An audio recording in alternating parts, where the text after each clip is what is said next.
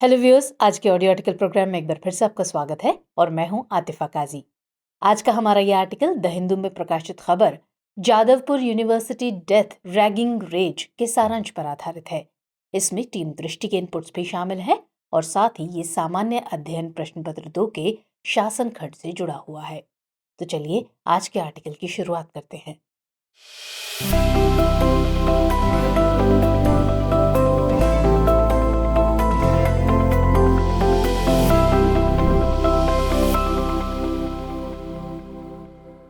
लगभग 7वीं और 8वीं शताब्दी में ग्रीस से खेल के रूप में आरंभ होने वाली रैगिंग आगे चलकर कितना विभत्स रूप धारण कर लेगी, इसकी कल्पना शायद ही उस समय किसी ने की होगी।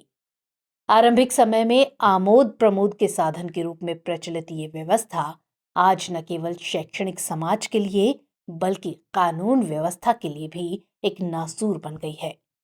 किसी विद्वान ने सच ही कहा था कि किसी भी चीज के नजदीक के फायदे से ज्यादा उससे होने वाले दूर के नुकसान को जरूर देख लेना चाहिए। और ये बात रैगिंग के बारे में बिल्कुल सटीक बैठती है। इसने अपने कुत्सित आगोश में शिक्षा के मंदिरों को इस कदर जकड़ लिया है कि ये मंदिर इसके नापाक प्रभावों से कराह उठे हैं। कहते हैं कि विश्वविद्यालय किसी भी विद्यार्थी के व्यक्तित्व के समुचित विकास की नींव तैयार करते हैं, साथ ही यहाँ पर किसी भी देश का भविष्य तैयार होता है। लेकिन जादवपुर विश्वविद्यालय में रैगिंग को लेकर घटी हालिया घटना ने इसकी विभत्सता को फिर से उजागर कर दिया है।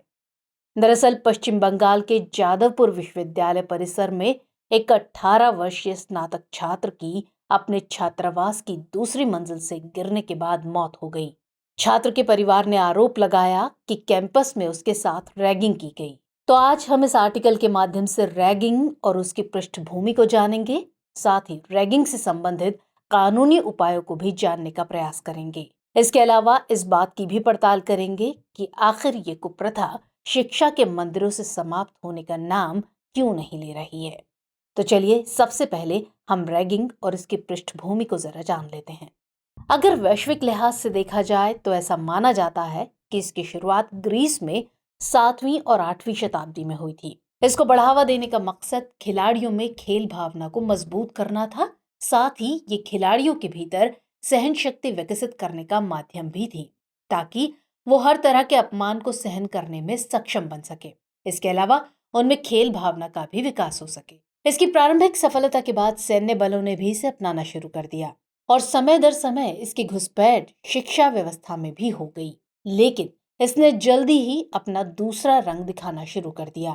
अपने दूसरे रंग में इसके माध्यम से संस्थाओं में सीनियरों द्वारा जूनियरों के शोषण की कुप्रवृत्ति शामिल थी। समय दर समय इसका नकारात्मक प्रभाव भी बढ़ता गया और इसके दुरुपयोग को अधिकतम बढ़ावा तब मिला जब विश्वविद्यालय स्तर पर छात्र संगठन बने।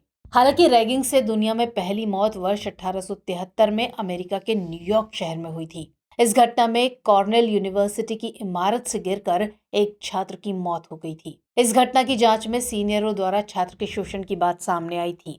कालांतर में प्रथम विश्व युद्ध के बाद रैगिंग से संबंधित घटनाओं में निरंतर वृद्धि देखी गई और इस वृद्धि के पीछे प्रथम विश्व युद्ध से वापस आने वाले फौजियों को जिम्मेदार माना गया। दरअसल ये फौजी युद्ध से वापस आने के बाद कॉलेज जाने लगे थे।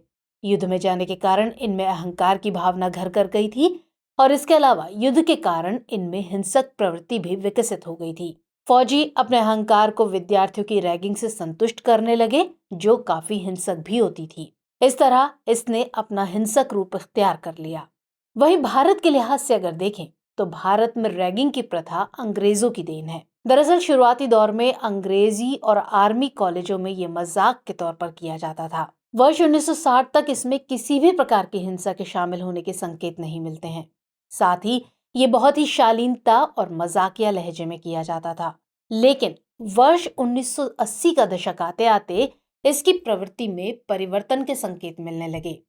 ये परिवर्तन छात्रों में हिंसक प्रवृत्ति के रूप में सामने आने लगा। ये 90 के दशक तक अपने चरम पर पहुंच गई।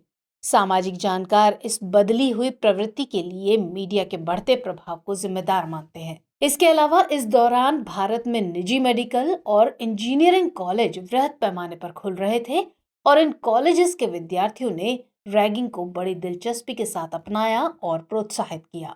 हालांकि शुरुआती दौर में उन्होंने इसको आपस में घुलने मिलने को बढ़ावा देने के सशक्त माध्यम के रूप में ही देखा, लेकिन जितने इसके लाभ थे उससे कहीं ज्यादा ये हानिकारक के रूप में सामने आया और जल्दी ही भयानक स्वरूप धारण कर लिया। इसका सबसे बुरा प्रभाव दक्षिण भारत में देखने को मिला। इसके कारण दक्षिण भारत में कई विद्यार्थियों की आत्महत्या की खबरें आने लगीं और इससे जुड़ी घटनाओं का अगर आंकड़ा देखें तो वर्ष 1997 में रैगिंग के सबसे ज्यादा मामले तमिलनाडु में रिपोर्ट किए गए। वहीं वर्ष 2007 से 2013 तक भारत में रैगिंग के 717 मामले सामने आए, जिनमें 71 मौतें, 30 आत्महत्या के प्रयास सहित चोट के 199 मामले थे। इनमें 128 मामले यौन शोषण से भी जुड़े थे। यूनिवर्सिटी ग्रांट कमीशन यानी यूजीसी के मुताबिक वर्ष 2021 में रैगिंग की इन घटनाओं के कारण कई विद्यार्थियों ने कॉलेज जाना छोड़ दिया। चलिए अब हम अपने रैगिंग को रोकने से संबंधित कानूनी उपायों पर नजर डालते हैं। ऐसा ही वर्ष 2009 में एक मामला अमन काचरू का सामने आया था। ये मामला रैगिंग को रोकने की दिशा में बहुत अहमियत रखता है, क्योंकि इसने भारत में रैगिंग के खिलाफ कानून बनाने में अहम योगदान दिया। असल में यह मामला साल 2009 में धर्मशाला के राजेंद्र प्रसाद मेडिकल कॉलेज में घटित हुआ था। इसमें रैगिंग और प्रताड़ना के शिकार छात्र अमन कचरू की मौत ने पूरे भारत को झकझोर कर रख दिया था। इस मामले ने सुप्रीम कोर्ट को भी रैगिंग पर कानून बनाने के लिए विवश कर दिया। सुप्रीम कोर्ट ने संज्ञान लेते हुए रैगिंग के खिलाफ कानून बनाने के लिए उप समिति गठित की और समिति द्वारा दी गई रिपोर्ट में रैगिंग को शिक्षा व्यवस्था में सबसे बड़ा घाव बताते हुए इसके खिलाफ कड़े नियम बनाने की जरूरत पर बल दिया गया। साथ ही समिति ने रैगिंग को परिभाषित करते हुए कहा कि अगर किसी संस्थान या हॉस्टल में किसी स्टूडेंट पर उसके रंग रूप या पहनावे के आधार पर टिप्पणी की जाए और उसके स्वाभिमान को आहत किया जाए या फिर उसे अजीबोगरीब नाम लेकर पुकारा या प्रताड़ित किया जाए तो इसे रैगिंग माना जाएगा। साथ ही संस्थान या हॉस्टल में किसी स्टूडेंट को उसकी क्षेत्रीयता, भाषा या जाति के आधार पर अपमानजनक नाम लेकर पुकारने को भी रैगिंग की श्रेणी में शामिल किया गया। समिति द्वारा दी गई संस्तुति के मद्देनजर सुप्रीम कोर्ट ने इसको रोकने के लिए कुछ दिशा निर्देश जारी किए। इनमें रैगिंग को रोकने और इसके खिलाफ शिकायतों को आंतरिक रूप से हल करने के लिए विश्वविद्यालय स्तर पर प्रोक्टोरल समितियों का गठन करना शामिल था। साथ ही कोर्ट ने कहा कि अगर रैगिंग बेकाबू हो जाए या इसके दौरान कोई संज्ञेय अपराध घटित हो जाए तो इसकी सूचना पुलिस को दी जानी चाहिए।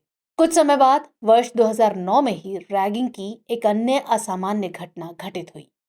इस घटना के बाद सुप्रीम कोर्ट ने पूर्व सीबीआई निदेशक आर.के. राघवन की अध्यक्षता में एक समिति नियुक्त की।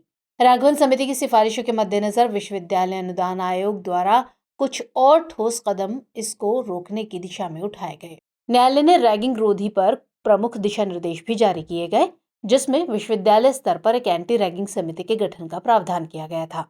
इसके गठन का मकसद विश्वविद्यालय स्तर पर रैगिंग संबंधी मामलों की जांच करना था और जांच में अगर कोई एंटी रैगिंग समिति द्वारा दोषी पाया जाता है तो समिति को 24 घंटे के भीतर पुलिस और स्थानीय अधिकारियों के पास प्रथम सूचना रिपोर्ट दर्ज करने का दायित्व दिया गया।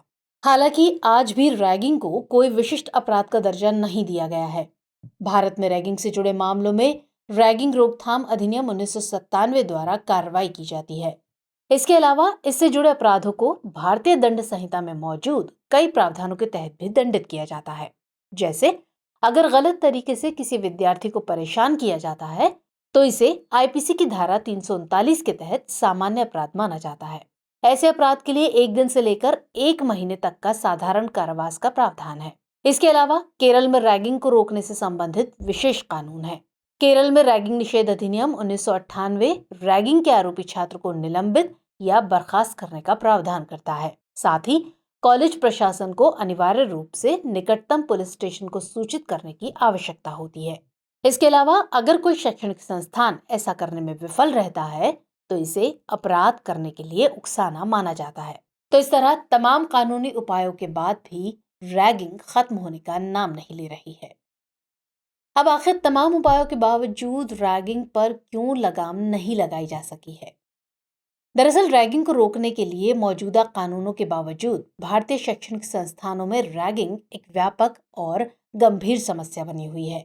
इसका पहला कारण यह है कि इसके खिलाफ बनाया गया कानून रैगिंग रोकथाम अधिनियम 1997 काफी जटिल है, जिसके कारण इसे लागू करने में काफी मुश्किलें आती हैं। इस कानून से जुड़ी पहली समस्या ये है कि ये रैगिंग को स्पष्टता से परिभाषित नहीं करता है। इससे इस कानून को प्रवर्तन करने वाली एजेंसियों को निर्धारित करने में कठिनाई आती है कि कौन सी घटना अधिनियम के दायरे में आती है और कौन सी नहीं। इसके अतिरिक्त अधिनियम रैगिंग को रोकने और रिपोर्ट करने के लिए संस्थानों के लिए कोई स्पष्ट दिशा निर्देश प्रदान नहीं करता है। अधिनियम पीड़ितों को घटनाओं की रिपोर्ट करने के लिए एक सटीक तंत्र प्रदान नहीं करता है और शिकायत दर्ज करने की प्रक्रिया लंबी और जटिल हो जाती है।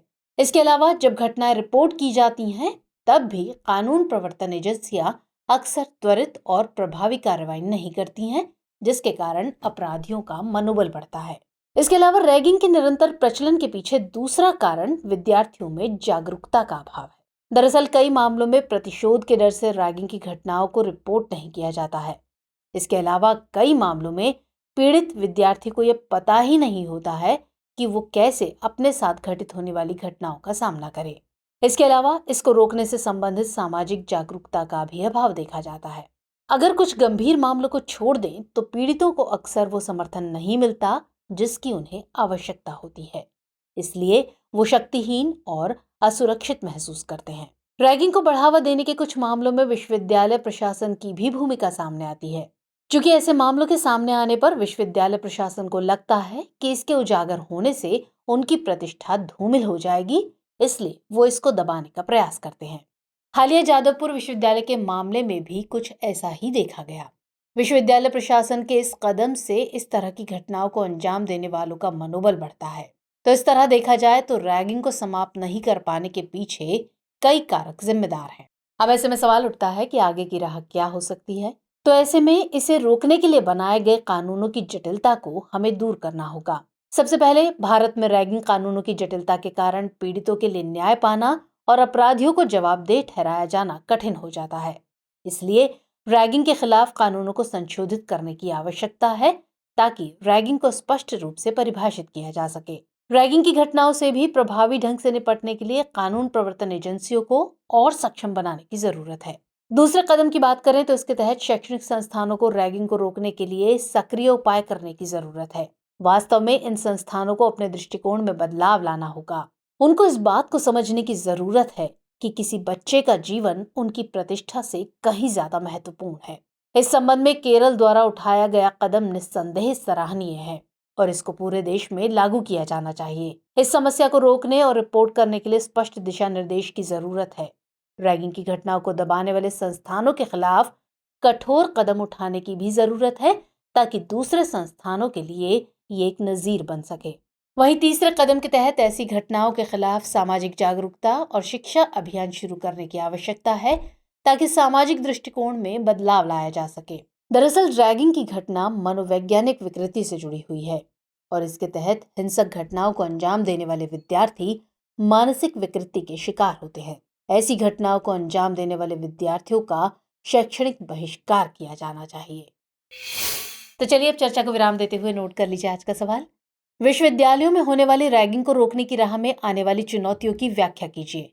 तो व्यूअर्स, आज के एपिसोड में इतना ही। हमारा एपिसोड आपको कैसा लगा कमेंट सेक्शन में जरूर बताइएगा। मुलाकात होगी अगले कार्यक्रम में किसी और खास विषय के साथ। तब तक के लिए जय हिंद।